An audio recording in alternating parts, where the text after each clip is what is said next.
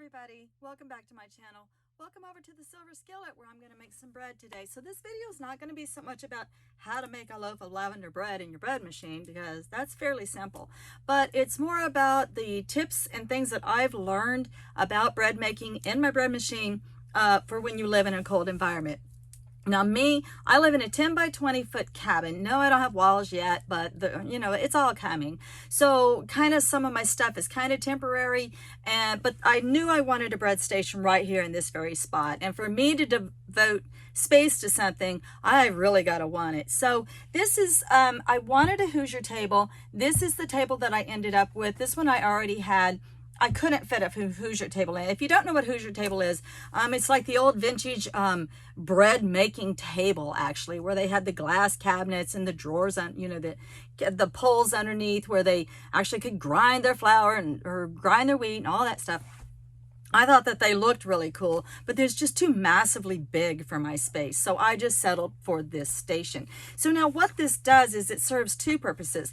In the the fall, the winter, and the early spring, this is going to be my bread making and hot drink station. I also have all my tea making stuff right in this area. And in the summertime, my bread machine can go back up, and my ice cream maker can come down, and my smoothie maker can come down, and all of those wonderful blenders and things for my frosty chilled drinks can sit here instead. So this is my winter version of it.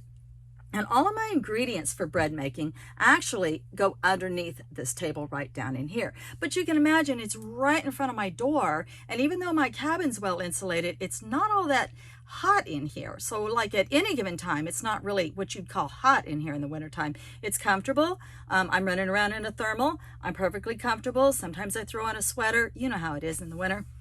But it's never really hot. And so you can imagine that when I pick up my ingredients, they're not exactly hot either. Like this glass is very cold to the touch. And I don't have a container yet for my bread flours because I've been using it so much. I'm just getting it right out of the package. But just to touch it, it's cold to the touch. So that's not going to be like the best environment to cause that yeast to bloom the way that I want it to. So I've got to set my ingredients in front of, and not real close to, but in front of and nearby my space heater. And I've got to knock that chill off of everything. And then it creates the perfect environment for that yeast. Also, if you've never had a bread machine before and you like the idea of making your own bread, don't be afraid to go out and look in the used. I got mine at what's called a Savers. I don't know if you have a Savers in your area, but they have a lot of appliances. It's like a thrift store with a lot of furniture and appliances. And mine didn't come with an instruction manual, but it was no problem. You just look on the back and find out your model number and then go online and look it up. And my 52-page instruction manual was right there. So I just read through the instructions, and then I just keep a journal of the actual recipes that are for my particular bread machine. I just keep them in here. So let me get started, and I'm going to move all of my ingredients over to the space heater, and then we'll get started on making a loaf of bread in this kind of chilly environment.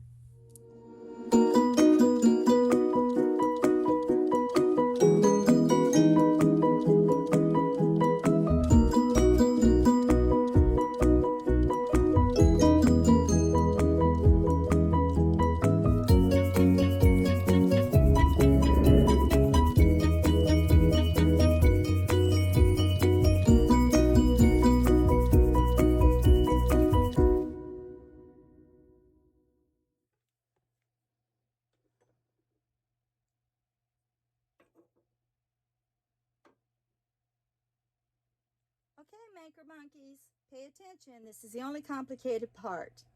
So my bread machine does give the instructions for a 1 pound loaf, a 1.5 pound loaf, and a 2 pound loaf. A 1 pound loaf will come out pretty out of this particular machine if the conditions are perfect.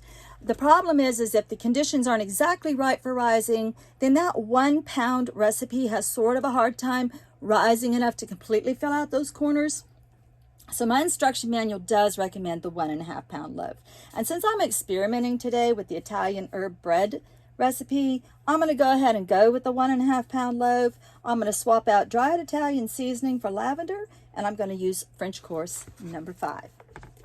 Okay, monkeys, let's measure. All right. right, so we're ready to assemble our ingredients. Everything's kind of at room temperature except for the water that should be 80 degrees. So with my bread machine, I want to put everything in order that it's listed. So my 1 cup and 2 tablespoons of water, my two tablespoons of oil, 3 tablespoons of sugar, 1.5 teaspoons of salt, 2 tablespoons of dry milk, 3¼ cups of bread flour. It's important that you use bread flour. It's also important that you lightly measure your bread flour into a dry measuring cup container, not a liquid one, and that you have a nice flat knife for leveling it off. And then just sprinkle it on top.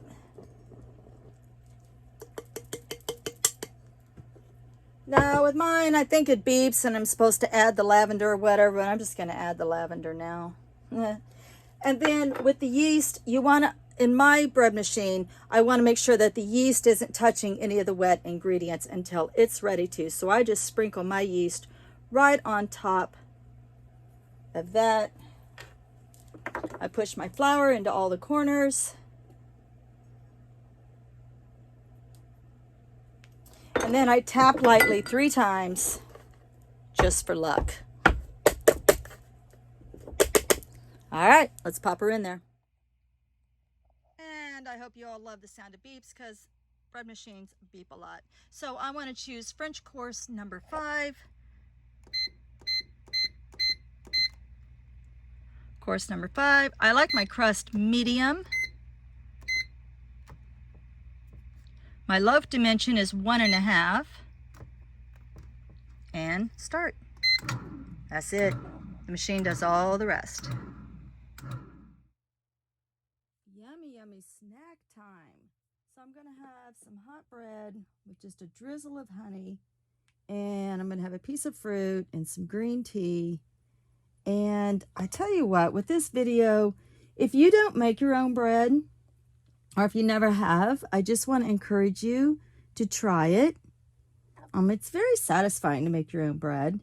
And if you do make your own bread, I encourage you to step out of your comfort zone, like I did tonight with this lavender bread, and try something different.